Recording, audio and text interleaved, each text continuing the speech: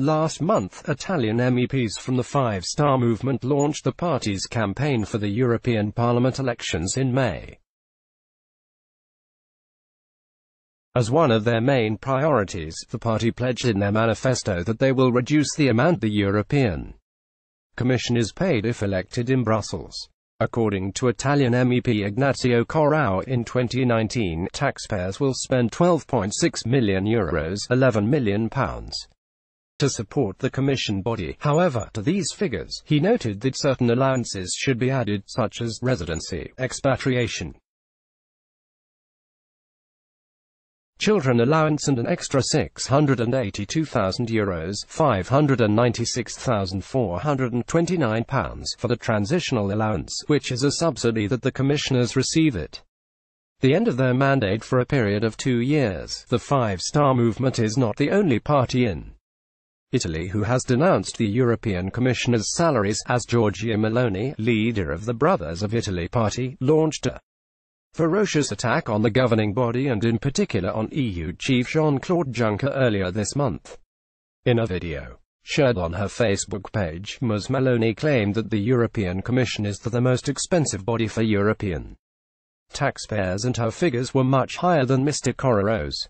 She said, "The European Commission, led by Juncker, is the body that costs more to taxpayers in Europe, €500 million, £435,140 every year, of which €80,000, £70,000, is for alcohol alone." Giorgia Meloni accused the European Commission of spending £70,000 for alcohol. Image Getty. Giorgia Meloni is the leader of the far-right Brothers of Italy party. Image Getty. In 2018, the far-right politician criticized Mr. Juncker for being drunk at a NATO summit in Brussels, after a video emerged of him struggling to walk alongside a number of world leaders.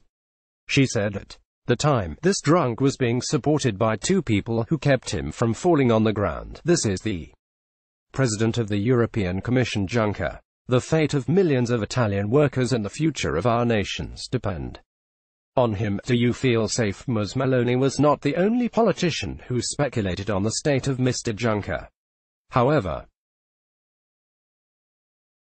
the European Commission president immediately dismissed such claims and said that alcohol had played no role in his condition at the summit. Jean-Claude Juncker at the 2018 NATO summit in Brussels. Image Getty. Unsteady on his feet, the 63-year-old said he was being helped by Dutch Prime Minister Mark Rutte and Portuguese leader Antonio Costa after a bout of a particularly painful attack of sciatica, accompanied by cramps. In 2016, Mr. Juncker dismissed speculation he had an alcohol problem in an interview with French publication Libération, insisting rumors were spread by political opponents.